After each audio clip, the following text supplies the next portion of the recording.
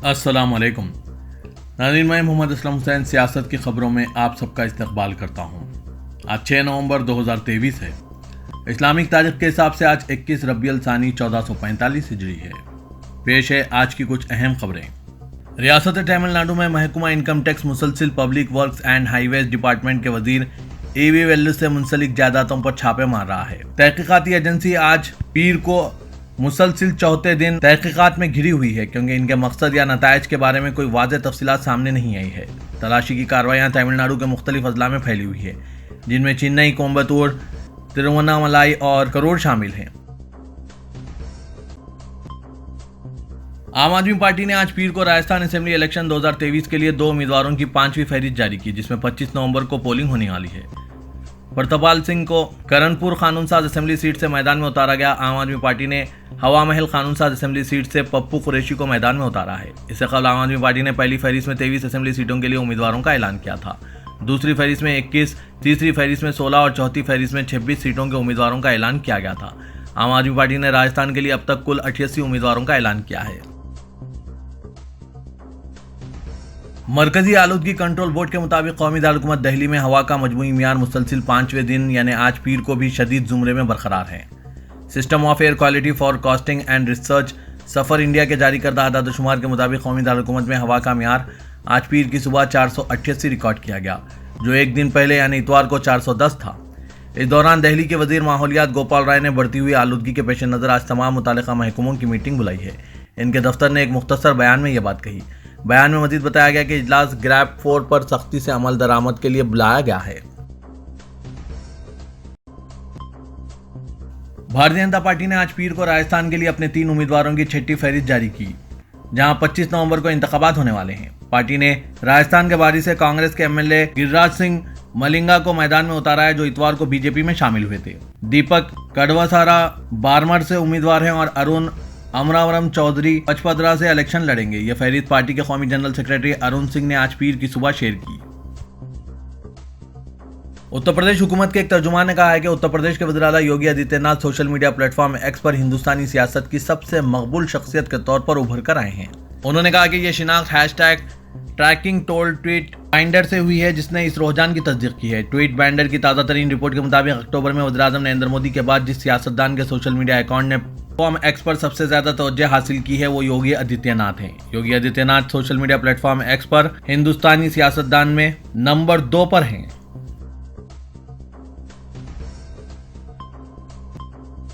Bharatiya Janata party के रामपुर के रुकन असेंबली आकाश सक्सेना ने कहा है कि वो समाजवादी पार्टी के लीडर आजम खान को उम्र कैद की सजा के लिए रामपुर सेशन कोर्ट से रुजू होंगे।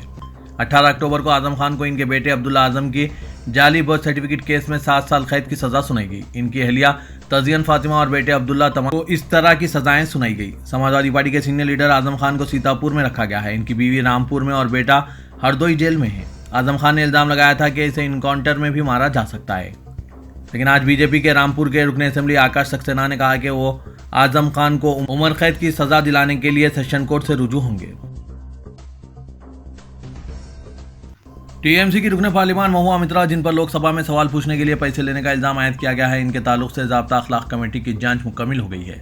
मंगल को कमेटी की अगली मीटिंग होनी है, जिसमें वो अपनी रिपोर्ट का मसूदा तैयार करेगी। जराये के मुताबिक ये रिपोर्ट न सिर्फ महुआ मित्रा के खिलाफ होगी, बल्कि इसमें स्पीकर से इनके खिलाफ कार्रवाई की सिफारिश भी की जाएगी। 15 रुकनी ज़ाब्ता अखलाक कमेटी, जो टीएमसी की शोला बयान रुकन पार्लियामेंट महुआ मित्रा पर आयद किए गए बीजेपी के रुकन पार्लियामेंट निशिकांत दुबे के इल्जाम की जांच कर रही है। इसमें अक्सरियत बीजेपी के ही अराकीन पार्लियामान की है, इसलिए इस बात की उम्मीद कम है कि रिपोर्ट महुआ के हक में आएगी। समझा जा रहा है कि ज़ाब्ता अखलाक कमेटी, जिसके सरबराह पर महुआ मित्रा ने बेहुदा सवालात पूछने का इल्जाम आयद किया है, अपनी रिपोर्ट में लोकसभा के स्पीकर ओम बिरला से महुआ के खिलाफ कार्रवाई की सिफारिश करेगी, जबकि कमेटी में मौजूद अपोजिशन के अराकीन इस सिफारिश से इख्तलाफ करते हुए अपना एतराज़ी नोट शामिल करेंगे।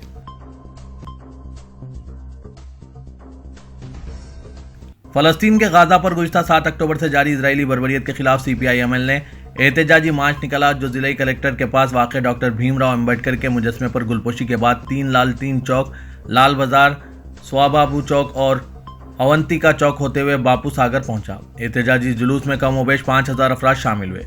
मुजाहिरीन अपने हाथों में लाल झंडे और फ़लस्तीन पर इजराइल हमले को रोकने के मुतालबे की तख्तियां लिए हुए थे।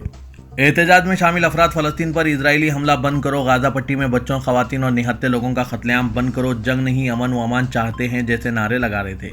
इस मौके पर CPI-ML के कौमी जनरल सेक्रेटरी दीपांकर भट्टाचार्य ने कहा कि फ़लस्तीन के गाजा पर 7 अक्टूबर से जारी इजरायली हमले जंग नहीं बल्कि नस्ल कशी है, इसे हर हाल में रोका जाना चाहिए। उन्होंने कहा कि गुज़िश्ता दिनों जब अक़वाम मुत्तहिदा में इस जंग को रोकने के लिए तजवीज़ पेश की गई तो दुनिया के अक्सर ममालिक इस तजवीज़ की हिमायत में खड़े हो गए, लेकिन शर्मनाक बात यह है कि पूरी दुनिया को शांति और अहिंसा का पैगाम देने वाले हिंदुस्तान के वज़ीर-ए-आज़म नरेंद्र मोदी की हुकूमत इस जंग को जारी रखने के हक़ में खड़े अमेरिका, इजराइल और चंद यूरोपीय मुल्कों के साथ नजर आई। जमात उलमा सूबा दिल्ली की मजलिस आमिला की मीटिंग मदरसे आलिया अरबिया मस्जिद फतेहपुरी चांदनी चौक में मौलाना मोहम्मद मुस्लिम कासमी सदर जमात उलमा सूबा दिल्ली की सदारत में मुनक़िद हुई। शुरकाए अरकान आमिला ने इत्तेफाक राय से आलमी सरबराहान बतौर खास हिंदुस्तानी हुक्मरान से मुतालबा किया कि फ़लस्तीनी बतौर खास गाजा मजलूमों पर हो रहे ज़ुल्म व तशद्दुद को फ़ौरन बंद कराया जाए और इंसाफ का तकाजा है कि इसराइल पर पाबंदियाँ आयद करते हुए फ़लस्तीनियों को इनका हक़ दिलाया जाए और आज़ाद किया जाए। जालिम इसराइल ने तमाम हदों को पार करते हुए आलमी क़वानीन की धज्जियाँ उड़ाकर रखी है और आलमी सरबराहान या तो ज़बानी जमा खर्च कर रहे हैं या फिर जालिम का साथ दे रहे हैं। जो सरबराहान इस जुल्म व तशद्दुद और क़वानीन शुकनी में आंखें बंद करके सिर्फ तासुब की बुनियाद पर इसराइल की मदद कर रहे हैं, वो इस घिनौने जुल्म में बराबर के शरीक हैं। तेलंगाना असेंबली इंतखाबात की मुहिम उरूज पर है और जैसे जैसे रायदही की तारीख करीब आ रही है, सियासी सफबंदियों के वाज़े इशारे मिलने लगे हैं। तेलंगाना में इंतखाबी माहौल के आगाज़ के साथ ही ये तस्वुर किया जा रहा था कि मुकाबला सहरुखी होगा, लेकिन पर्चा नामजदगी के अदखाल के आगाज़ के साथ ही मंजर तब्दील हो चुका है। BRS, कांग्रेस और BJP में सहरुखी मुकाबले के बजाय ये मुकाबला दोरुखी हो चुका है। ऐसा नहीं है कि तीनों में कोई एक पार्टी मुकाबले से दस्तबरदार हो चुकी हो, बल्कि 3 पार्टियों में दोरुखी मुकाबला नए अंदाज का है, जिसमें एक तरफ कांग्रेस तो दूसरी तरफ BRS और BJP एक साथ खड़ी दिखाई दे रही है। एक माह कबल तक भी सूरत हाल ये थी कि BRS और कांग्रेस के साथ साथ BJP भी तश्कील हुकूमत की दावेदारी पेश कर रही थी, लेकिन वक्त के साथ साथ BJP के लिए चुनावी सफ़र कठिन और सबर आमेज बनता जा रहा है, क्योंकि कई सरकर्दा कायदीन ने पार्टी का साथ छोड़ दिया है या फिर इंतखाबी सरगर्मियों से दूरी अख्तियार कर ली। BJP ने जब यह महसूस कर लिया कि वो तश्कील हुकूमत की दौड़ के काबिल नहीं रही, लिहाजा इसने BRS का दामन गैर महसूस तरीके से थाम लिया। BRS और BJP अगरचे अवाम के दरमियान आपस में मुफाहिमत या दोस्ती से साफ इनकार कर रहे हैं, लेकिन दोनों पार्टियों के इंतखाबी हिकमत अमली खुफिया मुफाहिमत और दोस्ती के वाज़ेह तौर पर इशारे दे रही है। मकसद सिर्फ ये है कि कांग्रेस को बरसर इख्तिदार आने से रोका जाए। किसी भी शख्स या फिर पार्टी से खुरबत और अकीदत का अंदाज़ा इस बात से लगाया जा सकता है कि इनकी पार्टी या शख्सियत के तरीक़ेकार और इसकी चाल ढाल को इख्तियार किया जाता है। नौजवान नस्ल अपनी पसंद के फिल्मी हीरोज़ और क्रिकेट खिलाड़ियों की नकल करके ख़ुद को इनकी तरह दिखाने की कोशिश करते हैं। इसी तरह सियासी पार्टियां भी अपनी करीबी पार्टियों की हिकमत अमली और इंतखाबी एक्शन प्लान को इख्तियार करके वोटर्स में बेनकाब हो जाते हैं। आमतौर पर सियासी और इंतखाबी नारों के मामले में सियासी जमातों की खुरबत और दोस्ती का इजहार होता है। तेलंगाना इंतखाबात की मुहिम में कांग्रेस मजलिस को BJP की B टीम करार दे रही है, जबकि आम राय दहिंदे भी ये महसूस करने लगे हैं कि मुकामी जमात की कौमी सतह पर इंतखाबी पॉलिसी BJP को फ़ायदा पहुंचाने की खामोश कोशिश है। BJP ने मुल्क भर में वज़ीर-ए-आज़म नरेंद्र मोदी की मकबूलियत को वोट में तब्दील करने घर घर मोदी, हर घर मोदी का नारा लगाया, जो BJP के कारकुनों की ज़बान पर आ चुका है। हैदराबाद की इंतखाबी मुहिम में मुकामी सियासी पार्टी मजलिस ने हर घर मजलिस, घर घर मजलिस का नारा लगाया और इंतखाबी मुहिम में इस नारे की ज़बरदस्त तशहीर की जा रही है। सवाल ये पैदा होता है कि नारे में मुमासलत महज सियासी इत्तेफाक है या फिर सोची समझी मनसूबाबंदी है।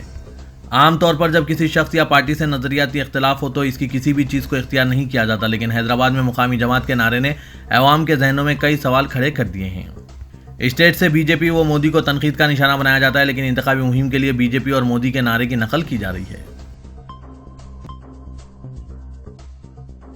चीफ मिनिस्टर तेलंगाना के चंद्रशेखर राव ने कहा कि जब तक KCR जिंदा है तेलंगाना सेक्युलर रियासत रहेगी, जिसका मैं आपसे वादा करता हूं।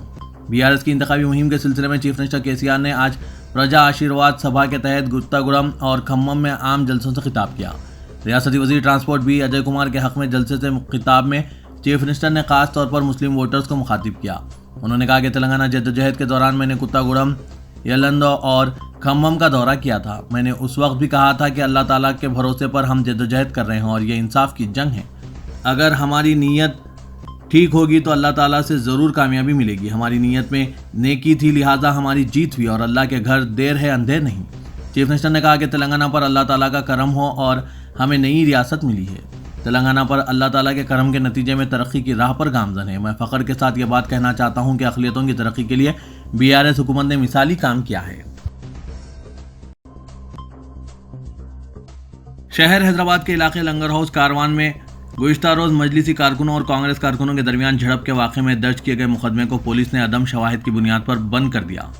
असिस्टेंट कमिश्नर गोलकुंडा सैयद फैयाज ने बताया कि हल्का असम्बली कारवान के कांग्रेस उम्मीदवार उस्मान बिन मोहम्मद अल हाजरी की जानिब से मजलिसी कारकुनों के खिलाफ शिकायत दर्ज करवाई गई थी, जिसमें उन्होंने ये इल्ज़ाम आयद किया था कि इन्हें इंतखाबी मुहिम के दौरान मजलिसी कारकुनों ने इनकी गाड़ी को रोककर हमले की कोशिश की।